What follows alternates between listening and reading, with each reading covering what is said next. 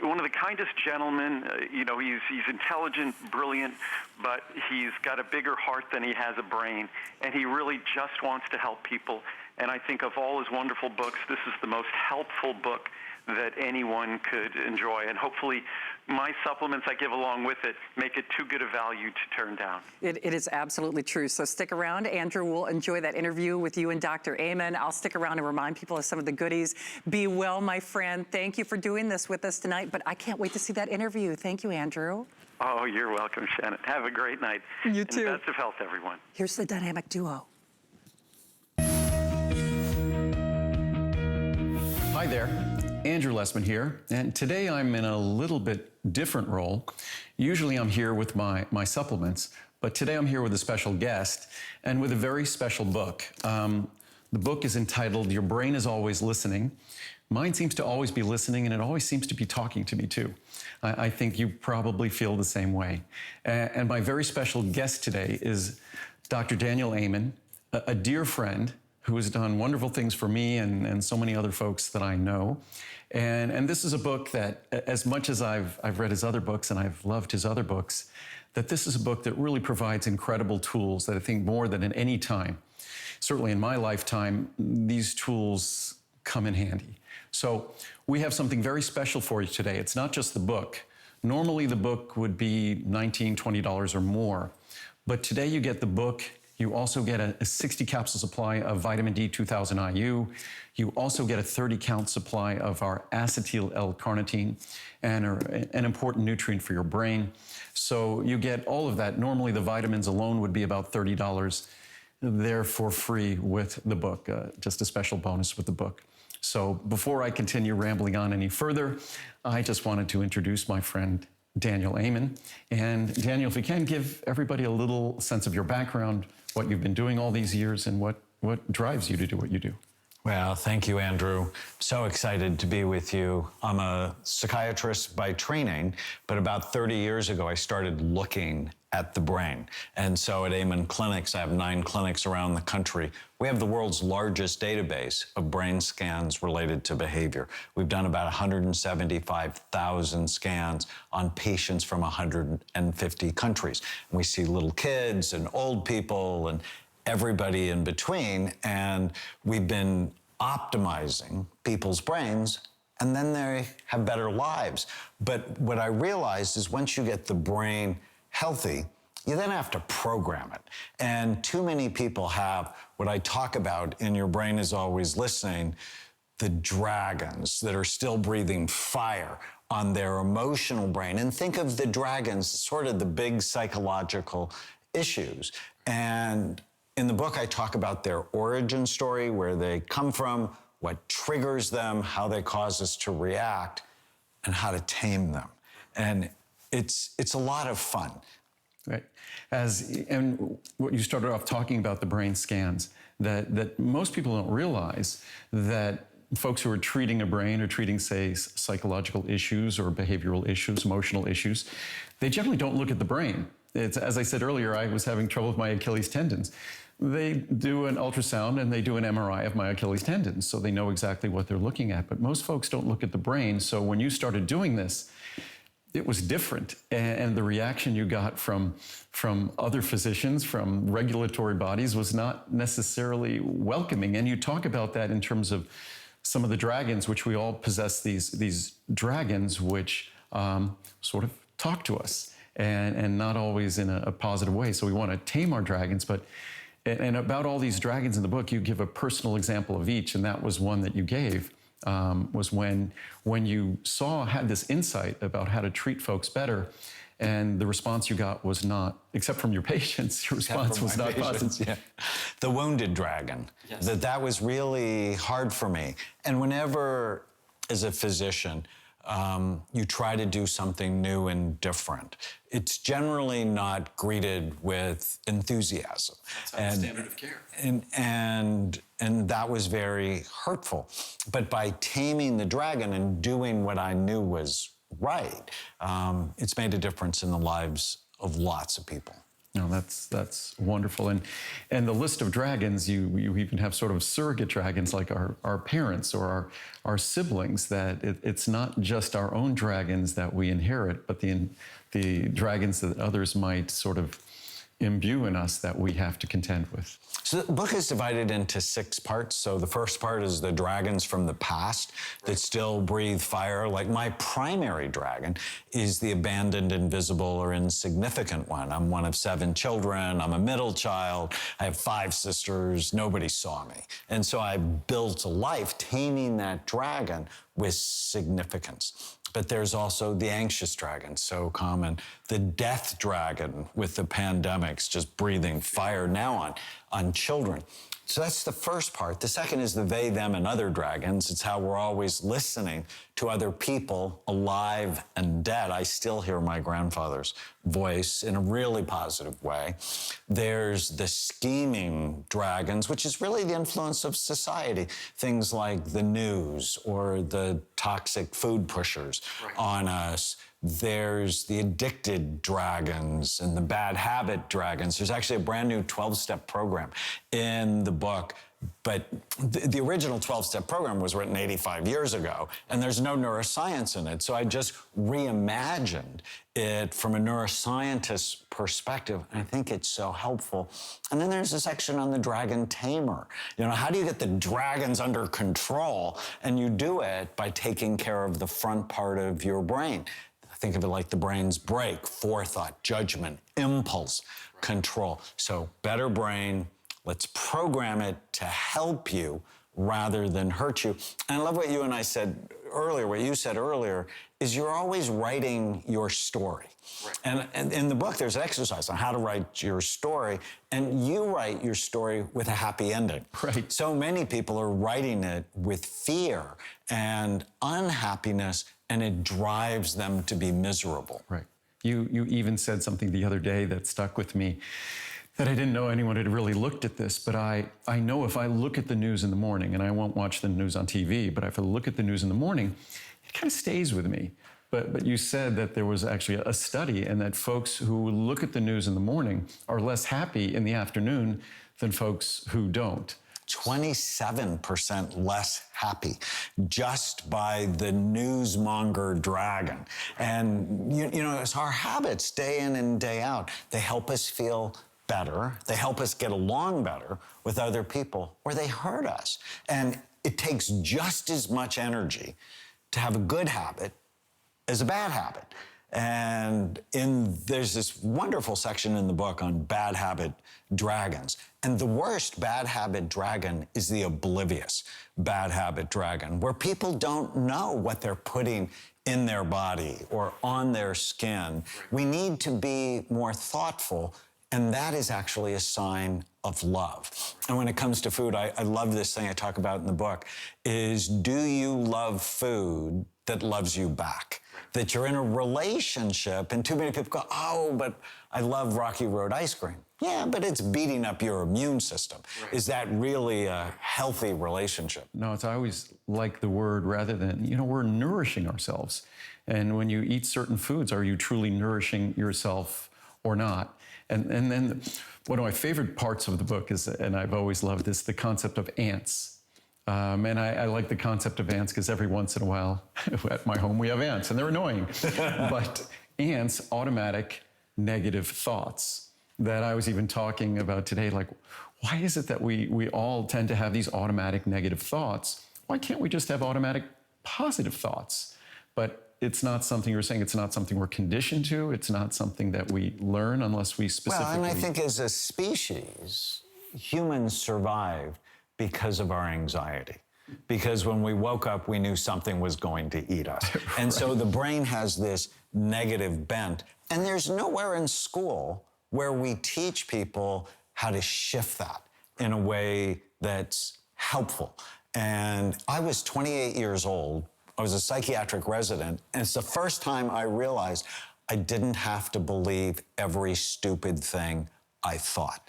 And it's such a powerful. And then one day I had a really hard day at work. I had 4 suicidal patients. I had 2 teenagers who'd run away from home, 2 couples who hated each other. And I was worn out when I got home to an ant infestation in my house. They were everywhere.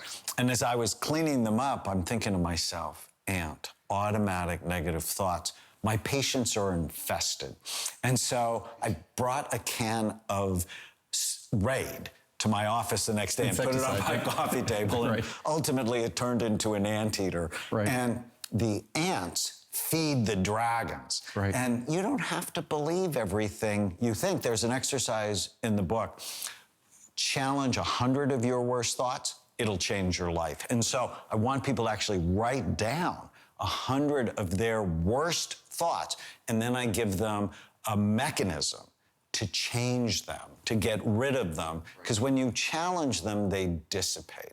And I have this great example of this man who is the son of the Mexican mafia leader in Los Angeles, terribly traumatized, came to see me after he was suicidal. But he just did everything I asked him to do. And with 6 months later, he's dramatically better because he doesn't believe everything he thinks. But I think we're trained as children, if a thought pops up in our head, we need to believe it. And then I think once we start habitually having those thoughts, it's kind of like a record that gets stuck in a groove, and it's hard to avoid them. You had mentioned a skill that we had talked about more than a decade ago from Byron Katie, that when you have these negative thoughts, an exercise to go through to challenge them, rather than just letting them play and sort of own you, but actually maybe taking possession of them and challenging those thoughts. And I think that's what I love about the book. I love all your books, but more than any other book, this seems to give so many tools that are practical, especially with the challenging times we're in, where those dragons, where those automatic negative thoughts just seem to be pervasive, that they're constantly being triggered. I think it's an incredibly timely book, and Byron Katie's exercise is a really useful tool that people can employ. It's so helpful. Whenever you feel sad, mad, nervous, or out of control, write down what you're thinking. And then there's 5 simple questions. Is it true? I mean, that cracks the thought. Is it absolutely true? Can I really know that with 100% certainty? How do I feel with the thought? It's usually terrible. How would I feel if I didn't have the thought? Free. And then take the original thought that's bothering you, turn it to the opposite, and ask yourself if the opposite isn't true, which is so interesting. It's, I believe this thing that's so awful and terrible, but the opposite may in fact be true. And with the pandemic, depression has tripled, and self-harm among teenagers has gone up 400%. And it's really exposing, we are vulnerable to these mental health things because we are mentally undisciplined. And like you have to, if you want to be healthy, you have to eat right and work out over and over and over again. If you want to be mentally healthy, you have to do these exercises. They just need to be part of your life. Like I walk every day for 45 minutes like I'm late. I need to be doing that same process with my mind. Yeah, and I think most of us, and that's such a great point, most of us are not disciplined with our brain. Our brain just kind of listens to everything, it's repeating everything, and not necessarily in a happy, friendly voice that we can have control or dominion over our own brain. I guess it just takes an effort. But more than anything, I always say this, that it requires tools, and most of us aren't being informed of the tools we can have at our disposal to be healthier, to have a healthier brain, to manage our brain better. And I should probably do what I normally don't have to do, is play like I'm the host, and which I guess I am. So the book is Your Brain is Always Listening. It's from Dr. Daniel Amen. With the book, because I want to make it sort of too good to say no to, you're getting a bottle of vitamin D 2000 IU and a bottle of acetyl L-carnitine. So you're getting 500 milligrams per capsule. So you're getting both of those. Those 2 supplements are about a $30 value, and the book itself is basically free, or the book is $19.90 and the supplements are free. So I hope you take advantage of it. I've read probably 75% of your books, I'd say at least.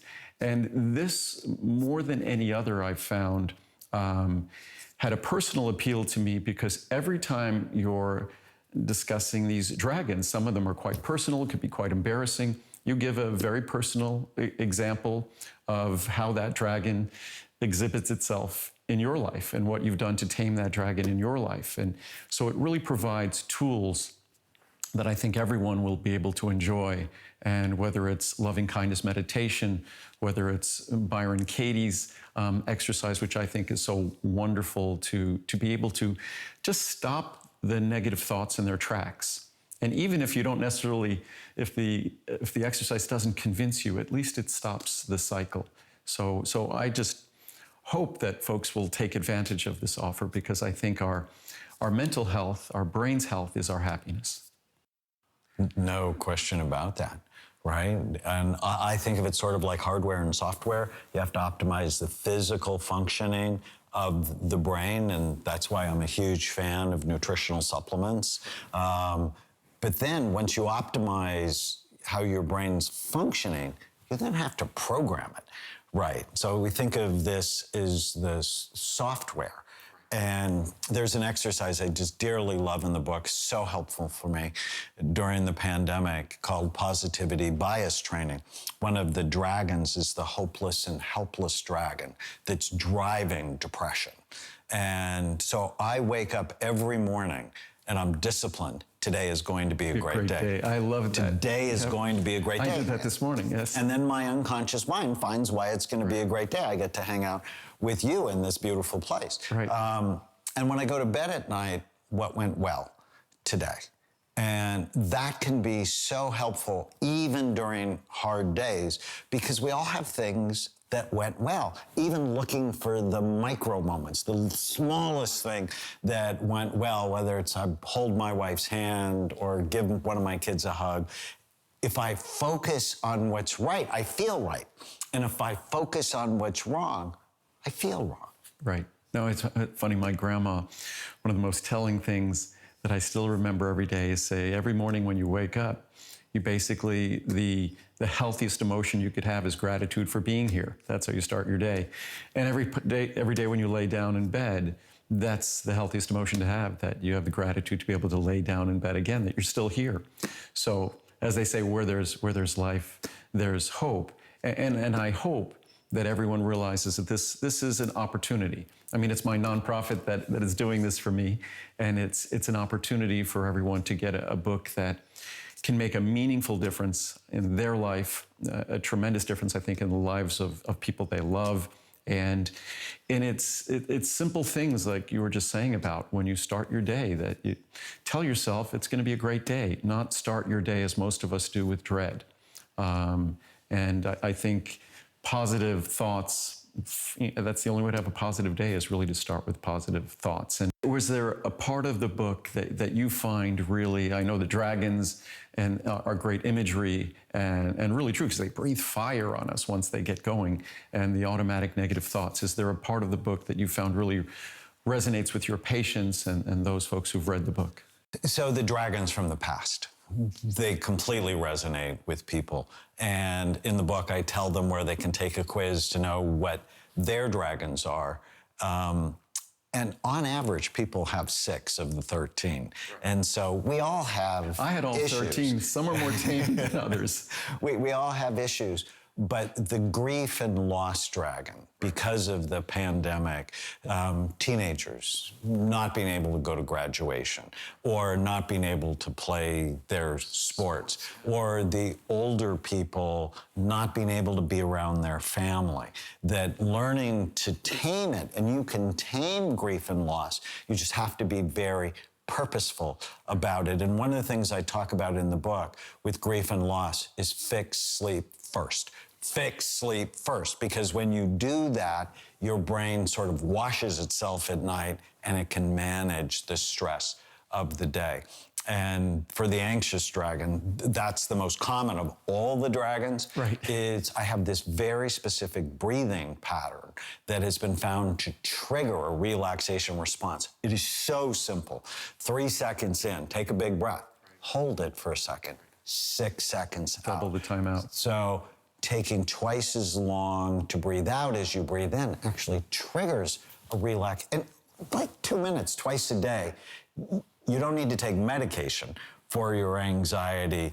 That this sort of breathing meditation can be so helpful. And I've even found that kind of breathing is wonderful when people are struggling to relax before they go to sleep, which can disrupt sleep. So but that's what I was saying initially about the book, that more than any other, I found there were just so many useful tools that if even just one or two of them, because you get the free vitamin D and the acetyl-L-carnitine, the book is just a wonderful opportunity to heal, and that our brain really drives who we are. And unfortunately, we let it go on autopilot. And I think if we really want to be happy and if we really want to be healthy, there's a whole range of wonderful tools that allow us to have a great relationship with those dragons. They could be there, but they'll be tamed. And those automatic negative thoughts can be calmed as well. You know, one of the most interesting dragons that I loved writing about and learning about is the Ancestral Dragon, where the issues you have aren't yours, that they actually belong to your parents or your grandparents or your great-grandparents, that what we're learning with this new branch of medicine called epigenetics, that what happens to us actually gets written into our genetic code that we pass on to our children and grandchildren. So when my wife's grandmother grew up in what is now Lebanon during World War I and the Great Famine, that it actually had written in her code deprivation. And so my wife, when the pandemic started, I tell this story in the book, she had a pandemic room because her genes had actually prepared her for 3 generations. And so knowing your family history in as much detail as you can really helps you understand what issues you might have. And plus, I think if we just go back a few generations, the planet has not been a terribly hospitable place, so most of us can find in our genetic lineage, a history of challenges or deprivation of things. So again, it's yet another reason for us to acknowledge that the dragons exist, to befriend them, quiet them, and in so doing, quiet the negative thoughts that trigger them. And I think that's the key to our having a happier life. I think. And I think what was one of the prior books you'd written, that I don't think it's possible to have a happy life if you don't have a healthy brain. And I think it's not possible to have a healthy brain if you can't manage how your brain is thinking and working. And because as the book says, it's always listening, it's always talking. So I think it's a critically important thing. I think we're probably through our time here, but I thank you so much, Daniel, for being here. You've been invaluable to me in my life, and I know your books have been invaluable to millions of others. So hopefully this is brand new. Your Brain is Always Listening. It's by Dr. Daniel Amen. The supplements are worth the investment. The book is far more valuable than the supplements are. So I hope you get it. I hope you enjoy it, and I look forward to hearing more. Thanks. Thank you, Daniel. Thank you, my friend. Sure.